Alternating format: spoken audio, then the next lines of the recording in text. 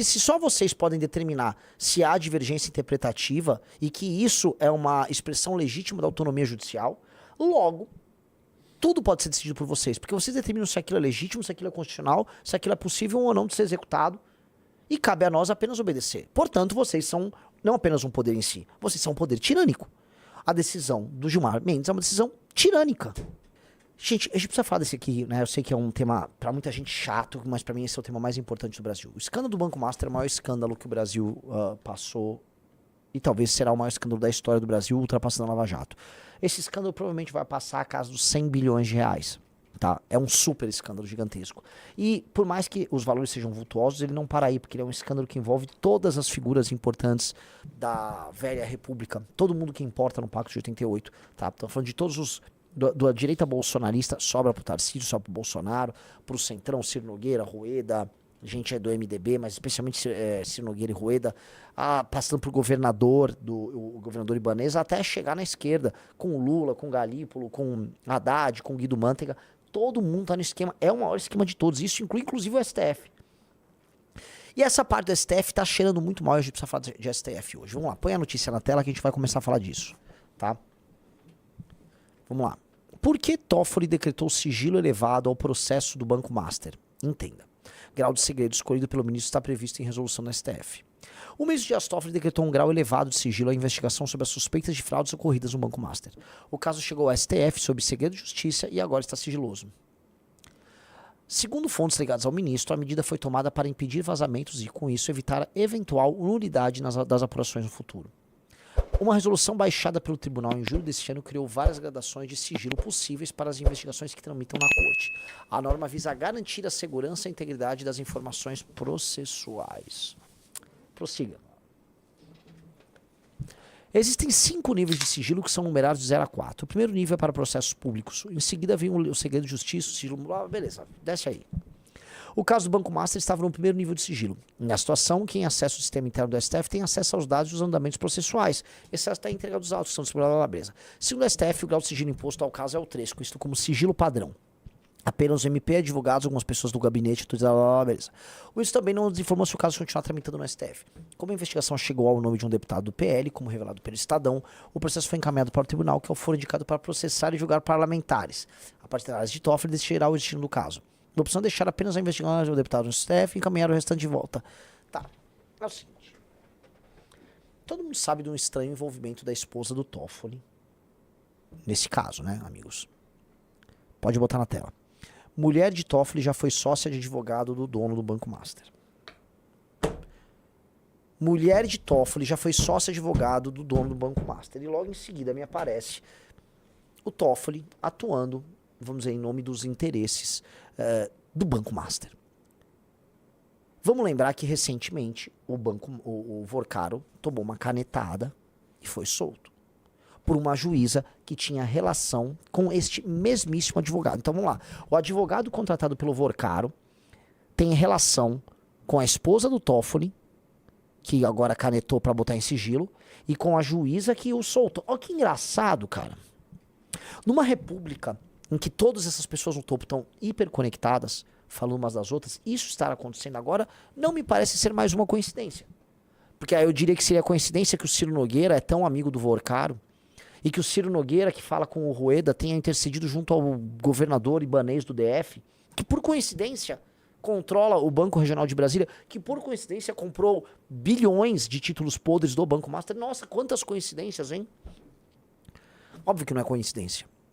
E óbvio que, desde o fim da Lava Jato, a promiscuidade tomou de vez Brasília. E eles estão achando que eles podem simplesmente fazer esses negócios e nada irá acontecer. O Brasil voltou a ser a república da impunidade pré-Lava Jato. Não há mais aquele Brasil preocupado com a corrupção que tinha antes. Ninguém liga. E o STF é o primeiro a atuar assim. O STF, cara, permitiu, assim, para os seus ministros, vamos colocar aí, uma coisa que é uma excrescência. Eu tentei explicar pros gringos quando vieram aqui, os caras só deram risada e falaram, cara, o país de vocês não é um país sério. E sim, Riso, o Brasil não é um país sério. O que o STF está permitindo vamos dizer, ao autorizar que parentes de ministros do STF tenham escritórios, que tenham negócios e clientes atuando junto à própria Suprema Corte, isso é uma indecência. E por que isso? Dizem, né, que ministros do STJ já, né, tinham suas bancas advocatícias todas próximas.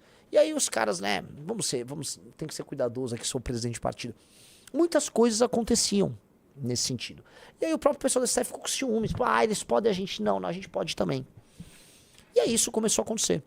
E isso acontece, não são todos os ministros do STF que fazem esse tipo de coisa, mas esse tipo de coisa é bem comum, muito obrigado. E agora, com isso acontecendo, a gente percebe que a República não faz nenhum sentido. E mais, no maior escândalo de corrupção da história do Brasil, que é maior que o escândalo do INSS, que é maior que a Lava Jato, há um sistema e uma lógica de proteção de todo mundo, porque ninguém solta a mão de ninguém. Absolutamente ninguém solta a mão de ninguém. Porque se um soltar a mão, e se um abrir a boca, cai a casa de geral. Eu vou falar, cai a casa do bolsonarismo, especialmente da turma do Tarcísio. Essa turma do Tarcísio vai ter muito a explicar. Estão pintando, tem toda uma operação abafa pra fingir que o Tarcísio não tem nada a ver com essa história. Tarcísio tem... Bom, vou ter que me segurar aqui, né? Tem que segurar. Renan, não fica brigando, senão você vai ficar dividindo a direita. Ó. Tem caca aí. Mas vou ficar na minha, tá? Vai sobrar pra Haddad, Galípolo. Adoraria pegar o Haddad e o Tarcísio na campanha, os dois. Flávio também. Na verdade, eu tô adorando. Eu quero todos. Queria eu contra a Rapa ali, tá?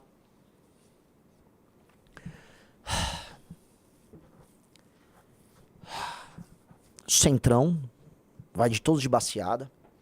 Alguns governadores. Eu não tenho o que falar. E o fato do STF, no final, ser uma espécie de adulto na sala, mas não adulto na sala pra fazer o certo. É mais um adulto na sala para estabelecer uma ordem nesse caos completo. E uma ordem injusta que beneficia eles, torna tudo ainda pior. Tá? Este escândalo, vamos lembrar, a esposa do Alexandre de Moraes também advoga ali nesse universo do Banco Master. É só Google, esposa Alexandre de Moraes, Banco Master. Então, né? O que mais está faltando? Aí você fala, tá faltando um Senado que faça qualquer coisa. Só que eu ouvi ontem do senhor Flávio Bolsonaro, né, que disse que não me conhece, né, que não, mas o Senado não tem o que fazer, vão fazer o quê no Senado? Entendi. Porque, veja, o Senado não vai falar nada sobre isso. O Senado, já que eles querem fazer isso, não vai convocar nenhum ministro? Não vai ter convocação de ministro nenhum do STF? O Senado não tem força para isso? Ah, não, esqueci que o Senado não tem força. Não tem nada. Só que, presta atenção, os bolsonaristas estão fechadíssimos para eleger vários senadores. De acordo com eles, tudo vai mudar. Vocês acham? Vocês acham que a eleição desses corajosíssimos bolsonaristas alguma coisa vai mudar no STF? Veja, o próprio STF já está se preparando para um jogo, para um enfrentamento. E nessa preparação que a turma do STF está fazendo, algumas coisas começaram a acontecer. Eu queria mostrar para vocês. Saiu hoje a notícia, engraçadíssimo, tá? Do ministro Gilmar Mendes, que ele decidiu criar um novo sistema de checks and balances no Brasil. Tá? Checks and balances é um antigo sistema de... É uma tradução do português para o inglês, ou do inglês para o português, para o sistema de freios e contrapesos. Tá? E o que é o sistema de freios e contrapesos? Você tem 3 poderes, é o modelo republicano do Montesquieu. Né? Você tem o poder executivo, o poder legislativo e o poder judiciário. Os 2 poderes que importam mesmo sempre foram o legislativo e o executivo. Só que o judiciário foi sendo alçado, foi crescendo, e hoje o poder judiciário é o mais forte de todos. O poder judiciário, especialmente num país como o Brasil, começou a acumular poder e ele se tornou um tirano de si mesmo. E agora eles decidiram eliminar a ideia de que um poder fiscaliza e controla o outro. Então, por exemplo, o poder executivo, ele nomeia ministros para o STF. E o STF faz controle de constitucionalidade em projetos e leis que saem tanto do executivo quanto do legislativo. O legislativo, através do Senado, ele fiscaliza também o STF. Assim como o STF, ele julga ações contra executivo e legislativo. Ou seja, você cria um sistema de amarras, tá, em que um poder não fica tão mais forte do que o outro. Vamos ter muitas críticas a isso, porque de certa maneira as democracias modernas elas mitigaram a capacidade de ação do poder executivo e as nações democráticas executam pouco. Eu acho muito engraçado, hoje eu vi o nosso querido retardado favorito lá, o Nando Moura, tava falando do Curtis Yarvin, né? Oh, ele falou isso, fala isso. Ninguém é obrigado a endossar 100% que ninguém fala. Agora, o Curtis Yarvin tem uma crítica muito séria ao modelo democrático nosso, que é a ideia é que hoje o executivo não executa nada. O poder executivo hoje não tem força de execução. Aí por várias razões, aí você tem que conhecer a própria obra do cara e tal. Mas É uma crítica que nós podemos fazer. Há certos regimes autoritários que estão, vamos dizer, crescendo muito. A gente pega de monarquias de nações islâmicas até a China ou o Vietnã. Esses regimes crescem mais, executam e fazem mais coisas, enquanto que as democracias, elas criaram, vamos dizer, não apenas sistemas que são válidos para evitar, vamos dizer, a chegada de um tirano, mas elas criaram amarras institucionais de autossabotagem pura e simples que nos impedem de agir. Então a gente vê, a gente está no Brasil, nada acontece, né? Nada é feito.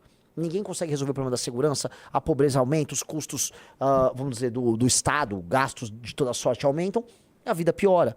Então não conseguimos fazer nada, a gente não consegue fazer uma ponte, não consegue fazer uma estrada. Né? Já tava esses dias o Tarcísio comemorando que está entregando agora uma obra que era para ter sido entregue no período da Copa do Mundo de 2014. A obra atrasou mais de 10 anos e ele falou, acho que eu vou entregar no que vem. Por quê? Porque ninguém tem poder de ação. O executivo perder qualquer coisa, capacidade de entrega. Então, naturalmente, nós temos um problema grave que precisa ser endereçado na nossa nação, que é um problema que envolve a capacidade de execução no poder executivo, tá? Mas, você, nem tanto ao mar, nem tanto à terra, né? Se por um lado, o poder executivo tem que ter a capacidade maior de executar, por outro, nós também não podemos desaparecer com o sistema de freios e contrapesos. E quem acabou, Riso, justamente com o sistema de freios e contrapesos, não foi o executivo, foi o judiciário. O Gilmar Mendes, vamos lá, leia aí. Só a PGR pode pedir impeachment de ministro do STF, desse Gilmar Mendes. Então veja só. O equivalente disso seria, só o Poder Executivo pode pedir impeachment da Presidência da República. Ou seja, só o Presidente da República pode pedir impeachment dele próprio. É mesmo? É mesmo, STF? Vocês decidiram afastamento de parlamentares.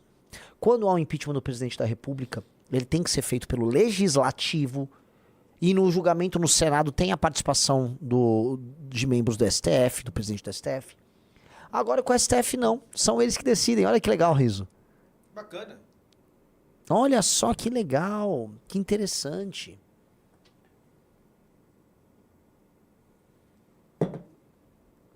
Tá?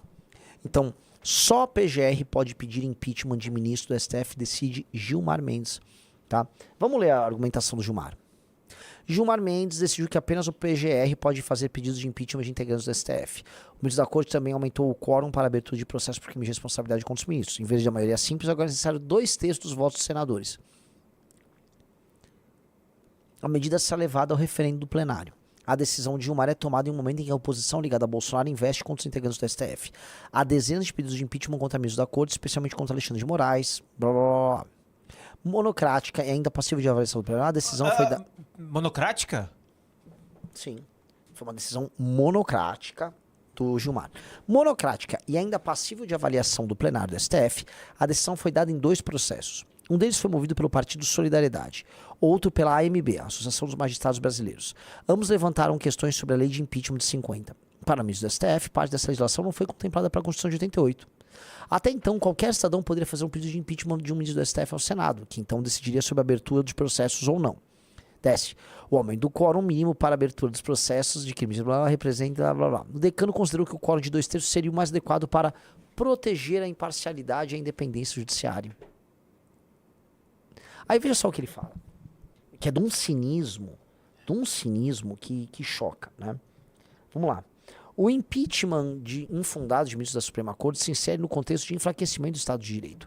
Ao atacar a figura de um juiz da mais alta corte do país, a ponto de se buscar sua destituição, não se está apenas questionando a imparcialidade ou a conduta do magistrado, mas também minando a confiança pública nas próprias instituições que garantem a separação de poderes e a limitação do poder, afirmou Gilmar Mendes. Não se mostra possível instaurar processo de impeachment contra membros do Poder Judiciário com base, direta ou indireta, no estrito mérito de suas ações, na medida em que a divergência interpretativa se revela expressão legítima da autonomia judicial e da própria dinâmica constitucional. Entendi. Então, vocês são um poder em si mesmo. Porque se só vocês podem determinar se há divergência interpretativa e que isso é uma expressão legítima da autonomia judicial, logo, tudo pode ser decidido por vocês. Porque vocês determinam se aquilo é legítimo, se aquilo é constitucional, se aquilo é possível ou não de ser executado. E cabe a nós apenas obedecer. Portanto, vocês são não apenas um poder em si, vocês são um poder tirânico. A decisão do Gilmar Mendes é uma decisão tirânica. Você acabou com o sistema de freios e contrapesos? O que é sabido. Agora, nesse sentido, o que a gente já sempre falou, né? Que a democracia brasileira era uma fingição e que ela acabou, tá claro. Se vocês acham que o Brasil é uma democracia, vocês estão enganados. Mas é uma outra coisa. É uma outra coisa que tem voto e a urna funciona. A urna não tá fraudada. A urna funciona, tem voto, você vota de 2 em 2 anos. Dito isso, falar que isto é uma república democrática, funcional, aos modos do que era falado no século XIX, inspirado na Revolução Americana, calma aí, bonitão, que não é. Não é. É outra coisa. Nós temos um regime que é oligárquico, altamente corrupto, que se tornou ainda mais corrupto nos últimos anos, que para se proteger de um fenômeno popular que começou em 2013, teve que se juntar. Então você junta... Pô, o Gilmar foi nomeado pela FHC, você juntou a turma do FHC, você juntou a turma do MDB, você juntou a turma do PT. Ou seja, todas as mentes pensantes que governaram o Brasil de 88 pra cá, você sabe disso, né? Você lembra disso? Opa, não podemos esquecer desse cara aí também, né? Esqueça qualquer crítica ao Gilmar, tá ok? Lembrando que Gilmar Mendes é o cara que ficou com a ação de Flávio Bolsonaro. Vocês sabiam, né? A ação de rachadinha do Flávio caiu na mão do Gilmar. Era o Gilmar que cuidava do Flavinho. Esses grupos se juntaram, e não deixa de ser coincidência. Tirando o Collor, que ele se elegeu pelo partido PRN, o Collor foi uma anomalia, tá? O Brasil pós-88 ele foi governado basicamente por tucanos, petistas, MDBistas. E aí teve a anomalia Bolsonaro. Collor e Bolsonaro foram 2 anomalias, foram 2 governos anômalos, tá? Quem manda nesse jogo, quem pensou esse jogo e quem administrou o Brasil na prática foi um misto de tucanos, MDBistas e petistas. E olha que coincidência, para acabar com a Lava Jato juntaram esses caras. Esses caras juntaram os ministros que eles nomearam no STF e eles pactuados derrubaram a Lava Jato. E para manter um sistema político altamente corrupto, ineficiente, gastão, eivado de privilégios, fizeram o diabo. E o diabo está sendo feito. Isto aqui, de proteger o impeachment de ministro do STF, logicamente que é uma medida para se proteger de uma batelada de senadores que devem ser eleitos pelo Bolsonaro na próxima eleição. E eles sabem que haverá uma chance de haver um impeachment de ministro, ou no mínimo uma faca sendo colocada no pescoço de um ministro do STF, por parte desses senadores. E aí eles já estão se precavendo antes, e inclusive ao fazer isso, quebrando o espírito dos bolsonaristas. Há uma estratégia de quebra de espírito que é muito clara. Há uma estratégia de quebra de espírito. Vocês devem ter visto, hoje saiu até um vídeo do Adrilles. E o Adrilles ele foi muito feliz nesse vídeo. Ele falou assim, gente, bolsonaristas, parem de acreditar que vai haver alguma anistia. Não vai ter anistia nenhuma, nem pro Bolsonaro, nem pros presos. Não vai ter nada. Não tem anistia, não tem história nenhuma. A gente só foi enganado. E os enganadores estão lá, Nicolas Ferreira, enganador, toda aquela turma, os deputados, eles ficaram enganando. Vocês foram pra rua, bolsonaristas. Cara, quase umas 10 vezes desde 2003. Acho que mais de 10 vezes de 2023. É ou não é? Dezena, foi um monte de gente. Ai, mito, não sei o quê. Não teve anistia nenhuma. Vocês foram enganados. Vocês foram traulitados. Zoaram vocês. E quebraram o espírito de vocês. Vocês já não acreditam mais que são capazes de fazer qualquer coisa. E o que o STF tá fazendo agora é, pegando uma turma que tem o espírito quebrado, tá quebrando mais ainda. Vocês estão com o espírito completamente moído. Curtiu esse vídeo? Então deixa o like e comenta aqui embaixo o que você achou. Quero muito saber sua opinião.